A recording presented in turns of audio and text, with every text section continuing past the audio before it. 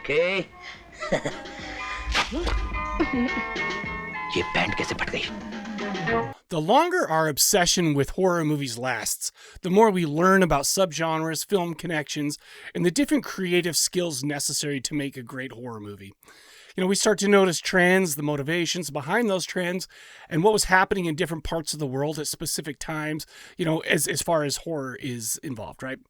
But even after years of soaking up all that knowledge, sometimes something still slips through the past, and I like to call those horror blind spots. The last major horror blind spot I noticed myself having was Hong Kong black magic movies, and I've talked about those quite a bit in the podcast and some of the videos that I've done over the last year or so. But after realizing that that was a blind spot, I dove headfirst into that subgenre, and quite frankly, the Hong Kong black magic movies are my favorite. I love them so much. In fact, I watched one last night, a brand new one that I'd never seen, called The Holy Virgin and versus the Evil Dead, and I thought it was great. Anyway, another glaring horror blind spot I have, Bollywood horror films, man. Bollywood refers to films produced in Mumbai in the Hindi language. Much like Hong Kong black magic films, Bollywood horror draws heavily from the regional superstitions, folklore, mythology, and bro, they create some wild and unforgettable movies. A while back, Mondo Macabro released a Bollywood horror box set. The collection includes 7 Bollywood horror films produced by the Ramsay Brothers, and we'll get into them later. But at one point, I was really close to pulling the trigger on that set, man, but I didn't. But since then, I've watched a couple of the movies included in it. Among them is this episode's movie, Veerana, from 1988. So now the question is, am I feeling regret for not picking up that set? I'll let you know right after you subscribe to the channel and like this video.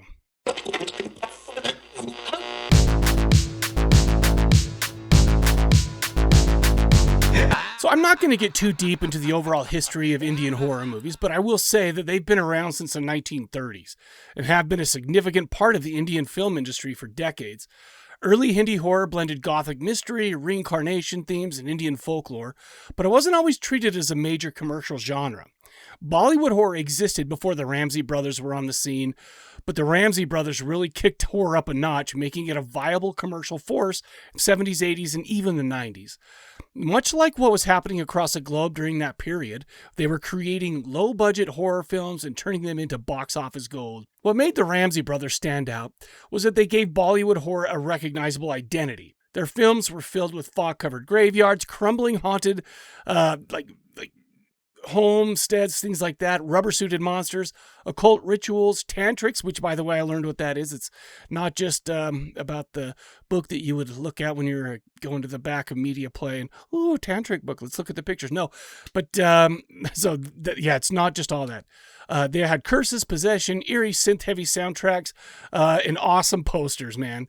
They were you look at even Hong Kong black magic, and I kind of compare these two, not because they're exactly the same, but because they're two distinct sets of films, of genres, I guess, that are both outside of my culture. They're foreign to me, and, I had to learn about them in kind of without understanding the story behind the little some of the symbols in there, stuff like that. But I'll tell you what, these movies were easy enough to get into because they blended Western monster movie as inspirations. And like I said, they put in the Indian folklore, the melodrama, and we'll talk about that in this movie, definitely. They actually added a touch of sensuality to these, creating a style that, kind of was like, oh my gosh, you can actually have the Western audience watch this or a different culture's audience watch this. But I have not seen any boobies or nudity, they're never very explicit. So that's where the Chinese and the Indian, they differ. We talk about movies like Veerana, Bandarwaza, and Mahakal. They were all successful Ramsay productions that have since built a cult classics, even here in the United States. The Ramsay Brothers produced over 30 horror films from the 1970s through the 1990s. The group actually consisted of 7 brothers, and at times 2 sisters were involved as well. But they didn't get in on the nickname or anything like that. But they all teamed up to write, direct, produce these films. They kept the budgets low, and they targeted single-screen cinemas and small-town audiences. And that will come into play in a little bit. They built a profitable formula, and over the time their name became a brand, much like the Shaw Brothers, or Roger Corman, stuff like that. But if you were going to see a Ramsay horror movie, you knew exactly what you were in for, and they delivered on that practically every time. And to really understand the height of their impact, we have to take a look at one of their most infamous films, and that's Veerana. Released in 1988, Veerana stars Jasmine Dunna as Jasmine, Hemant Berji as Hemant, Sahila Chadha as Sahila. Are we seeing a pattern here? It ends right here. Kulbhushan Karbanda as Thakur Mahendra, Vijay Gate as Samir, and Rajesh Vivek as Baba. Man, those are hard. Now, this was directed by Shyam Ramsay and Tulsi Ramsay, and on Wikipedia, the story, screenplay, and producing credits are all given to the Ramsay brothers. Okay, let's get into it. We're treated to a nice little opening dialogue where a level-headed man is telling us that this is for entertainment purposes only. It's a work of fiction that is based on a silly ancient folklore, and no way do we believe this now in our modern world. But after that, Veerana doesn't waste any time getting into the good stuff. The first scene is set in a devilish cave where a group of cultists are praising Mahakal. They have a man locked up in a cage, and he's desperate to get out of there, man. But his pleas fall on deaf ears as he's told that his flesh and blood will be given to Nikita to bring her back to life. Nikita is an evil witch who will go on to terrorize the villages. Before we talk about her, actually, I have to mention just how cool and bizarre this set is. It looks like something straight out of an old school Hong Kong horror movie, and am I talking about those a lot? Sorry, my apologies to you, but it's true. But Nikita lures men into the super creepy forest, seduces them with her beauty, and these dudes, let's just say these dudes love the cake, man, because of they are dropping, they're changing whatever they're doing, they're following this woman. The problem is she has a tendency to transform into a bat-winged monster and brutally kill them for their blood. Word of this gets to the local Thakur. His name's Mahendra. His brother Samir volunteers to take action. He finds Nikita wandering on a lonely road, tricks her, rips off her magical bat-shaped locket, and weakens her with the sacred Om symbol. Apparently, the Om symbol has the same effect on an evil Indian witch that the crucifix has on a vampire. The villagers capture and hang the witch, but her bizarre disciple, a powerful tantric, kind of like a priest almost, I would say. Everyone just calls him Baba. He steals her corpse and hides it in a secret shrine inside of a stone sarcophagus. He swears one day he'll bring her back completely. Baba wastes no time. While Samir is driving his young niece Jasmine to boarding school, their car breaks down in the forest. Baba is right there, hypnotizes the girl, cuts a lock off her hair for the black magic ritual, and transfers Nikita's evil spirit straight into Jasmine's body. Samir tries to save her and gets captured, and everyone believes he's dead.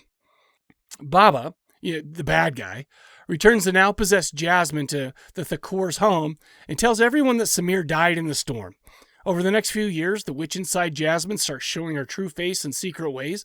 She even murders Samir's wife Preeti without anyone knowing who did it, which leads Mahendra to send his own daughter Sahila off to Bombay to live with relatives. I don't know. When did Bombay become Mumbai? Anyway, 12 years later, adult Jasmine has grown into a stunning, seductive young woman, but she has terrifying blackouts and acts strangely. Sahila finally comes home for a summer vacation and brings along a handsome stranger named Hemant, who saves her on the road from Baba's hulking henchman, Zimbera. And as an aside, I could have sworn the guy who played Zimbera, his stage name is Gorilla.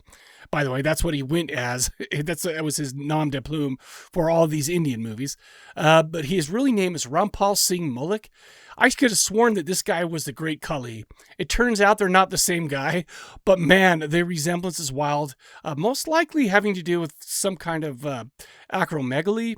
But let's be real, if the great Kali had been in this movie, the fight would have been over. He would have choke-slammed the dude, and we'd all be home before the intermission. And by the way, this movie does have an intermission.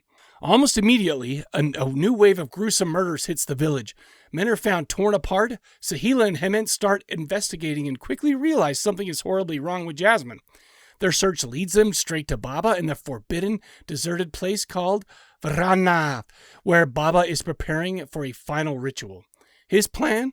Sacrifice Jasmine completely on a night of dark power so Nikita can fully return to her own body and unleash hell on the entire family. Spoiler time. It cracks me up because this kind of has a Scooby-Doo wrap-up scene at the end. And it's funny also too, because it gives, at the ending, there's like a closing bookmark talking about how God will always defeat evil and everyone is happy now. Like I half expected Velma to pull off the witch's mask and reveal it was Old Man Jenkins the whole time. But nope, just a demon possession. I apologize. I shouldn't have talked all about it. Anyway. Despite this movie's lack of any kind of nudity, this flick is full of amazing supernatural battles, foggy graveyards, tantric spells, not tantric sex spells like I mentioned, although those sound okay to me. We got haunted ruins and all that satanic mayhem, amazing sets, old school effects, and excellent costumes. Sounds amazing, right? Well, there are a few things that we really need to talk about when it comes to this movie and every other Bollywood horror movie I've ever seen. When I bring these things up, I'm not trying to be condescending at all. And I say in the ones I've seen, because I can't speak for the films I haven't seen, obviously. But to a Western audience, there are just some bizarre choices that are made for each of these movies. Veerana includes a handful of musical numbers, like full on, the flow of the movie stops so the actors can perform a song and dance. Like they're looking into the camera, singing to each other, doing a little dancers choreography and all this stuff, right? And they're doing like some Bye Bye Birdie number. And to me, it just like, it kills the momentum to me. But also, if that weren't weird enough, they've added characters and plot lines that are just added for a bit of slapstick comedy. There are two characters in this movie, the director and the dude I kept referring to as Abbott, like Bud Abbott from Abbott and Costello, because that's who he reminded me of. But they're just there to bend over, have their pants rip, and do other slapstick moves like that, man. I did some research into why that is, and I learned that Bollywood calls this Masala style. Masala means spice blend, which makes sense seeing as I love a good chicken tikka masala. But in this context, it refers to the fact that a single film will have a romance, action, comedy, horror, drama, and some song and dance numbers all in one. Man, that's what the Indian audience wanted, man. It's like there's something there for everything in there. I'm still in the phase where it's super jarring, and it just seems like they don't just do a single type of genre film. Over the years, though, so up mine, by the way, because over the years, this style has proven to be what Indian audiences wanted. Far be it for me to criticize filmmakers actually making what the audience wants to see, even if it's weird to me, right? Ask Roger Corman, Charles Band, and Russ Meyer what they think of that, and I'll bet they'll say that if they made films for the Indian audience, they'd add a little masala to mix themselves. But I'm sure none of those guys would balk at the thought of being able to sell the soundtracks as well. Another characteristic of Bollywood horror is that the running time for these movies are about 2.5 to 3 hours long. Veerana actually is pretty short at 2 hours and 20 minutes, but I'll tell you what, I really think that if I were to go through and edit Veerana, cutting out all the unnecessary slapstick, musical scenes, and quite frankly, a lot of other chaff that exists in this one, I could cut an hour out without cutting out any of the plot or important dialogue. So there's that too. Maybe we should have somebody do anyway. One final thing I'll talk about that exists in this movie, and is pretty typical for Bollywood horror from the time. The acting is so very melodramatic. It's almost as if they're stage actors, or actually even worse, if they're Spanish soap opera actors. Even worse, if they're a caricature of Spanish soap opera actors that you'll see on a different kind of TV. And if you give them a chance, they'll deliver those lines with the intensity of a Bengal tiger hunting its prey. That kind of acting goes hand in hand with the wildly dramatic soundtrack and the stingers all the time. He said, what, dun, dun, dun, kind of thing. There are parts of this movie that people are being so melodramatic. It's like, man, it's like I said, it's like it's them Saturday Night Live doing it. But anyways, it caught me off guard. It gave me a few chuckles. But it wasn't the most distracting thing going on in this one. So getting back to the question I posed in the introduction, am I sad that I missed out on the Mondo Macabro box set? Well, yes and no. Yes, because hidden inside the spices of these films is an awesome, spooky, atmospheric, and culturally interesting movie, man. Not to mention that it's out of print and worth hundreds of dollars now. But at the same time, no. Because, man, this movie really took a lot to get through. The spices, the reason they add all these, the masala style, the Indian directors and producers say it's used to give the audience a break from the spooky and intense horror. To my Western brain, though, it just seems to pull the rug out from under us, man. It's difficult to get the momentum going again, but it's okay. The thing is, too, is they thought that since these were going out to the more rural, theater, stuff like that, that it's like they're going to take the whole family and they need something that the whole family can watch. And yeah, this wasn't super gory, no nudity, so I mean that makes sense to me. But anyways, this has not soured me on the whole Bollywood horror film at all. In fact, I'm pumped to continue working my way through them. I really think I can do it. And I just, as long as I remember that it's all about the masala when it comes to these movies, and that I shouldn't expect a regular Western style horror movie. And the thing is, it'll be fine. There's a lot of good stuff in there.